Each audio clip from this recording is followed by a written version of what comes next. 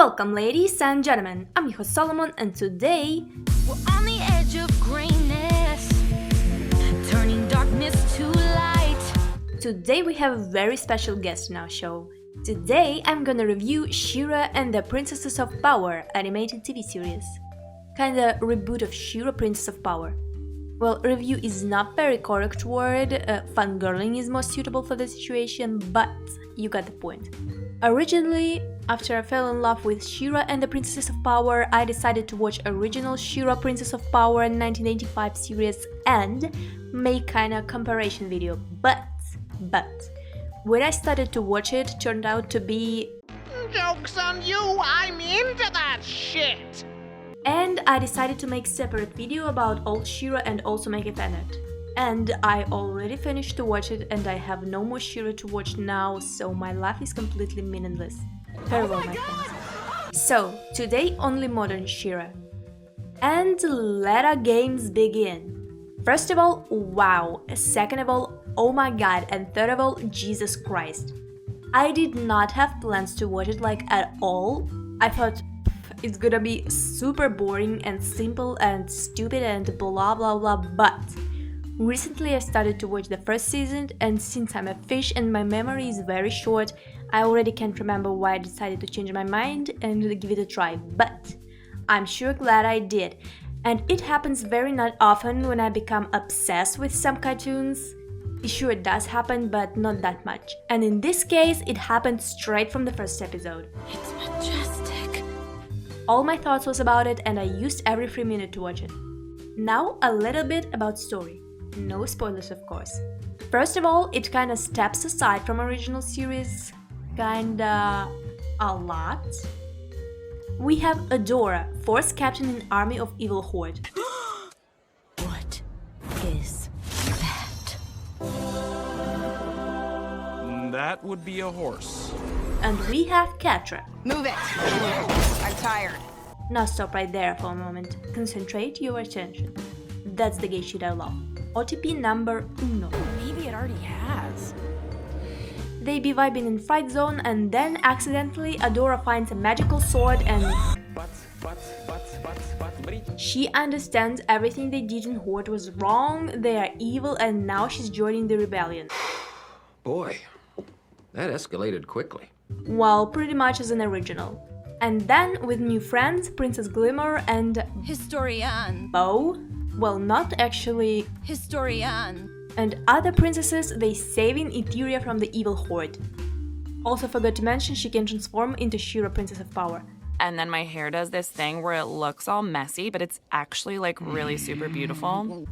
And we together with She-Ra trying to find out about who she is, what this magical sword can do, some mysterious stuff about this planet Etheria, its past, about princesses and their magic and the first ones. Make all these connections between characters and stuff, and saving everyone. Alongside with that, she has a very complicated relationship with her kinda ex-best friend Catra. Doesn't matter what they do. The two of us look out for each other.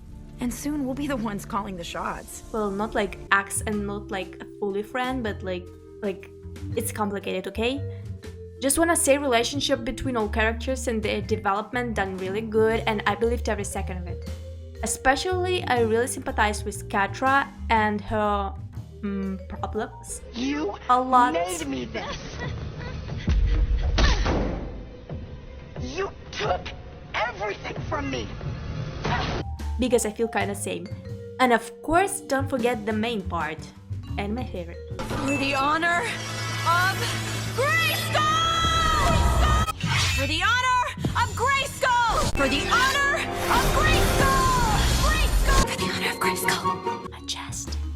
Oh, I forgot to mention, in this series everyone knows Adora is She-Ra. Because in original... Only a few others share this secret. Okay, I think I said the most basic stuff. Now, let's get to some specific details. In chapter... I'd do anything to go to space! An infinite universe of information at our fingertips, full of countless planets and stars and civilization! And in chapter and Hordak. Imperfection is beautiful. At least to me. here. And you're really way too obsessed with this whole fail. Now, ladies and gentlemen, you can see at the screens one of my favorite hetero OTP of all time. And I don't ship Get really often because that's kinda gay. So let's start from Entrapta. The Princess of Drill. She's one of the non-elemental princesses because others are elemental, and that's kinda important for story. Those elementals, I mean. So partly she's with Rebellion and partly with Horde. Why? I can't tell you, it's gonna be spoiler. So, she's genius inventor who absolutely in love with her science, robots and all that stuff. And once again, I just can't resist when people are into something a lot. When they dedicate themselves to something so much that everything else just doesn't matter. Entrapta, she's from the Horde. The people the Rebellion are fighting? The Rebellion you're a part of? Oh, well, in that case, we should keep a better eye on her because she just walked away. For example, this situation. When Entrapta works for Horde, she's not evil, she just happened to be there. They gave an opportunity and she just so in love with what she's doing, she just don't care is it good or is it bad. She's above all that unnecessary reflections. She's in her own world beyond your understanding. But, of course she cares about friends and shit, from time to time. Entrapta is just so adorable and smart and enthusiastic, just... Bo's cell is in Section B, level 20. We'll get him out first and then figure out where Glimmer is. Entrapta, can you get us up there? Yes, I can. I mean, maybe. I don't know, but I'm definitely... And second thing, Entrapdak. Apparently that's how this ship called, but I don't like it, so it's gonna be just Entrapped in Hordak. Hordak, by the way, is leader of Evil Horde, and he also has complicated backstory, and he's handsome, so of course I liked him.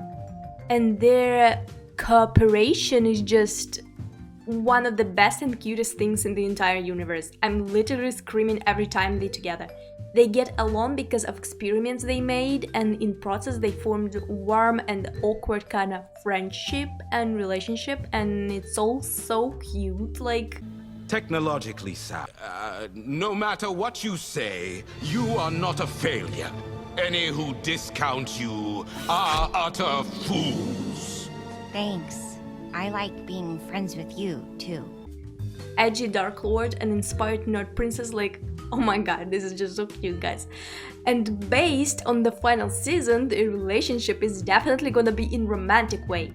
Because it's so romantic. Although I knew it from the first time I saw them together, like, totally. And how Hordak covered Entrapta during explosion, and how she built the exoskeleton for him, and like...